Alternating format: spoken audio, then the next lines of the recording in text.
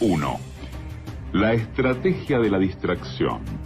El elemento primordial del control social es la estrategia de la distracción, que consiste en desviar la atención del público de los problemas importantes y de los cambios decididos por las élites políticas y económicas mediante la técnica del diluvio o inundación de continuas distracciones y de informaciones insignificantes.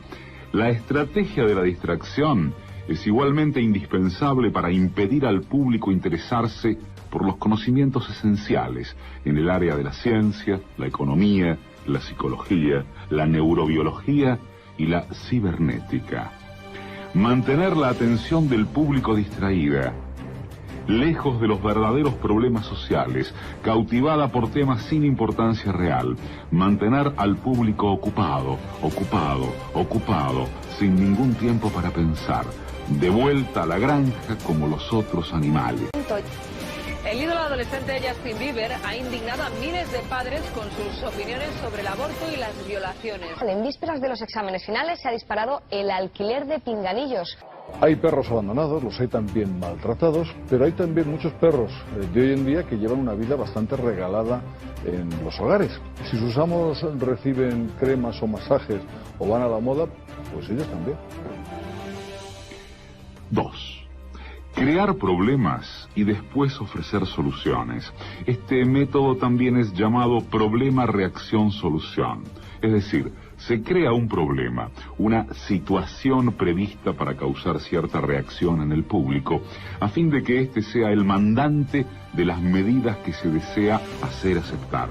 Por ejemplo, dejar que se desenvuelva o se intensifique la violencia urbana, u organizar atentados sangrientos a fin de que el público sea el demandante de leyes de seguridad y políticas en perjuicio de la libertad. O también crear una crisis económica para hacer aceptar como un mal necesario el retroceso de los derechos sociales y el desmantelamiento de los servicios públicos. Empezamos con 8 casos, posibles casos, no siquiera casos confirmados, ahora ya son 10, porque se han incorporado 2 en las últimas horas y probablemente cuando termine el programa o dentro de un ratito hay alguno más, a lo mejor. Casi seguro que cuando terminemos habrá 12. Las primeras dosis de la vacuna contra la gripe A ya están en España y la ministra de Sanidad, Trinidad Jiménez, prevé que comiencen a administrarse en la primera quincena de noviembre. 3. La estrategia de la gradualidad. Para hacer que se acepte una medida inaceptable, basta aplicarla gradualmente, a cuentagotas, por años consecutivos. Es de esa manera que condiciones socioeconómicas radicalmente nuevas, neoliberalismo, fueron impuestas durante las décadas de 1980 y 1990. Estado mínimo, privatizaciones, precariedad, flexibilidad, desempleo en masa, salarios que ya no aseguran ingresos decentes, tantos cambios que hubieran provocado una revolución si hubiesen sido aplicados de una sola vez. Quiero anunciarle que el Gobierno aprobará la reforma laboral el próximo día 16, miércoles, en Consejo de Ministros. Se produzca un acuerdo o no se produzca un acuerdo. El Gobierno no contempla, después de las medidas adoptadas de reducción del déficit y consolidación fiscal, dentro de las que incluyo el techo de gasto para el presupuesto del año 2011, nuevas medidas. En los últimos 4 años ha habido 3 millones de despidos en España y por eso es necesario una reforma laboral en nuestro país. El camino está trazado y cabe confiar en que el Gobierno que salga de las urnas a finales de año, sea del signo que sea, continúe transitándolo en esa dirección. 4. La estrategia de diferir. Otra manera de hacer aceptar una decisión impopular es la de presentarla como dolorosa y necesaria, obteniendo la aceptación pública, en el momento, para una aplicación futura. Es más fácil aceptar un sacrificio futuro que un sacrificio inmediato. Primero, porque el esfuerzo no es empleado inmediatamente. Luego, porque el público, la masa, tiene siempre la tendencia a esperar ingenuamente que todo irá a mejorar mañana y que el sacrificio exigido podrá ser evitado. Esto da más tiempo al público para acostumbrarse a la idea del cambio y de aceptarla con resignación cuando llegue el momento. La reforma laboral es una reforma necesaria. La única manera de poner a salvo los elementos básicos del servicio público de la educación. Y por eso es necesario una reforma laboral en nuestro país. Bien, la reforma laboral pues era necesaria y ha sido un paso en la buena dirección. 5. Dirigirse al público como criaturas de poca edad. La mayoría de la publicidad dirigida al gran público utiliza discurso, argumentos, personajes y entonación particularmente infantiles, muchas veces próximos a la debilidad, como si el espectador fuese una criatura de poca edad o un deficiente mental. Cuanto más se intente buscar engañar al espectador, más se tiende a adoptar un tono infantilizante.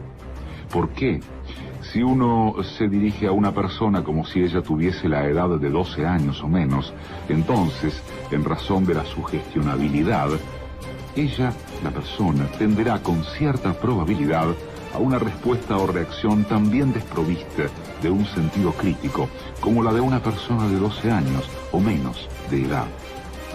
Yo lo pruebo y me reaccioné. ¡Wow! Y la reacción de la gente es... ¡Wow!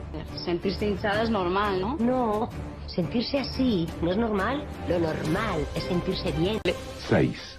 Utilizar el aspecto emocional mucho más que la reflexión.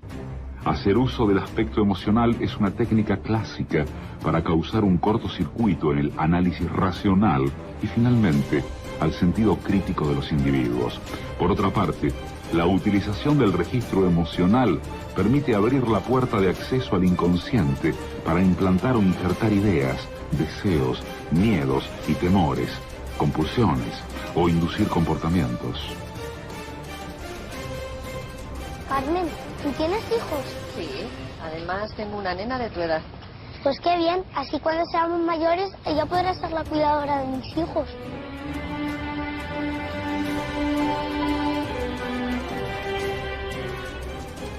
Pasa de mí, no le interesan mis problemas. Está todo el día hablando de cosas que solo le importan a él. Me ha fallado. Le he pillado mintiéndome. ¿Y qué vas a hacer? No tengo ningún motivo para creer en él. No volveré a votar a Zapatero. 7. Mantener al público en la ignorancia y la mediocridad. Hacer que el público sea incapaz de comprender las tecnologías y los métodos utilizados para su control y su esclavitud. La calidad de la educación dada a las clases sociales inferiores debe ser la más pobre y mediocre posible, de forma que la distancia de la ignorancia que planea entre las clases inferiores y las clases sociales superiores sea y permanezca imposible de alcanzar para las clases inferiores. La educación, otro de los pilares del estado de bienestar, tampoco escapa a los recortes presupuestarios. Ello se traduce en un aumento del número de alumnos por clase de un 20% y un incremento de las tasas universitarias de un 50%. Porque la definición exacta del neolítico no me la sé. ¿Aproximada? Pues, no, bueno, cállate, mira. La mama, edad media. Sí. La edad media es hasta que los seres humanos hacen la escritura. ¿O no? ¿Ahora qué? Total, le voy a seguir explicando. En la Edad Media hay como tres partes. Cállate. Paleolítico, neolítico. ¿En la Edad Media? O en la Edad Moderna. A ver, la del 5. 5 por 1, 5, 5 por 2, 10, 5 por 3, 15, 5 por 4, 20, 5 por 5, 25, 5 por 6, 30, 5 por 7, 35, 5 por 8, 40, 5 por 9, 45, 5 por 10, 50.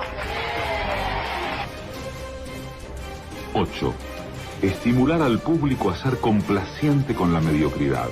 Promover al público a creer que es moda el hecho de ser estúpido, vulgar e inculto. Pues 9 por 8, espérate. 9 por 8. A ver, si 9 por 9 es 81 y le quito 9, 79. ¿A mí? ¿Eh? ¿De qué me conoces, pedazo puto? ¿Está la cámara? ¡Pedazo puta, da la cara! ¿Dónde está? Mentirosa, tengo el coño, o la polla, me da igual. Métete a la igual el coño y la mete el coño con bacalao. ¡Anda la mierda, marrana! 9. Reforzar la autoculpabilidad. Hacer creer al individuo que es solamente él el culpable por su propia desgracia, por causa de la insuficiencia de su inteligencia, de sus capacidades o de sus esfuerzos. Así, en lugar de rebelarse contra el sistema económico, el individuo se autodesvalida y se culpa, lo cual genera un estado depresivo, uno de cuyos efectos es la inhibición de su acción. Y sin acción, no hay revolución.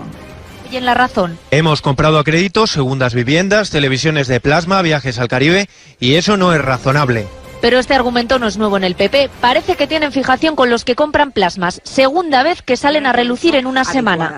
Y que hay casos de las familias que efectivamente estaban en situaciones de necesidad y que a lo mejor luego se compraban una televisión de plasma. Esta diputada valenciana hablaba de parados en lugar de, por ejemplo, cargar contra los bancos. Lo mismo el gobierno de Rajoy, que prefiere pasarle la culpa a los ciudadanos, los que según la oposición son las víctimas y no los causantes. No es verdad que había unas relaciones de libertad absolutas. Y no es verdad que la responsable es la gente de ir a meterse en aquellos créditos. Le metieron los créditos por los ojos. Y los bancos se desentienden del asunto. Parece que la crisis no va con ellos. La crisis económica no está provocada por el sistema bancario. Y 10. Conocer a los individuos mejor de lo que ellos mismos se conocen. En el transcurso de los últimos 50 años, los avances acelerados de la ciencia han generado una creciente brecha entre los conocimientos del público y aquellos conocimientos poseídos y utilizados por las élites dominantes. Gracias a la biología, la neurobiología y la psicología aplicada, el sistema ha disfrutado de un conocimiento avanzado del ser humano, tanto de forma física como psicológicamente. El sistema ha conseguido conocer mejor al individuo común de lo que él se conoce a sí mismo. Esto significa que, en la mayoría de los casos, el sistema ejerce un control mayor y un gran poder sobre los individuos, mayor que el de los individuos sobre sí mismos.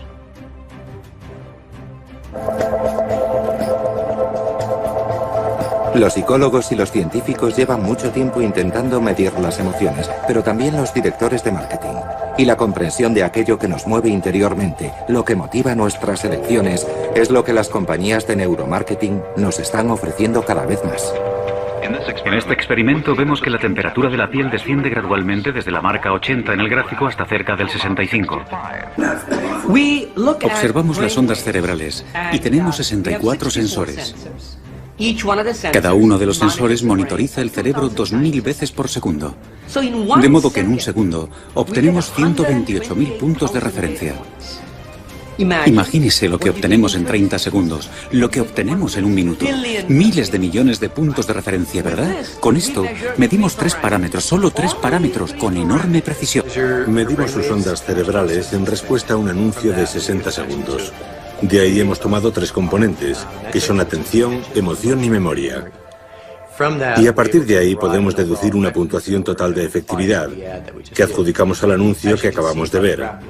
Como puede ver en el gráfico detrás de mí, cada uno tiene su propia puntuación individual, pero si combinamos los 3 obtenemos una puntuación de efectividad. La puntuación total es muy buena. Entre los 3 componentes tenemos atención, que es muy alta. La atención es el más fácil de capturar, por eso es siempre alta. Pero el perfil emocional sube y baja constantemente, y eso es lo que nos interesa. Si una persona muestra una emoción muy alta, puede producirse agotamiento, se cansa del anuncio enseguida. Por tanto, que suba y baje es muy bueno. La memoria es el componente más difícil de capturar. Si lo consigue, se trata de un buen anuncio, porque la memoria se mantiene muy alta desde el principio.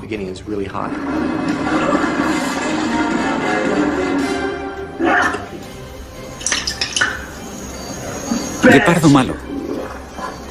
Si conseguimos que la memoria suba, como vemos en el gráfico, que al final sube claramente, eso significa que mostrar la marca o el mensaje al final del anuncio es muy positivo. Y sabes que el consumidor se marchará recordando la marca o el anuncio.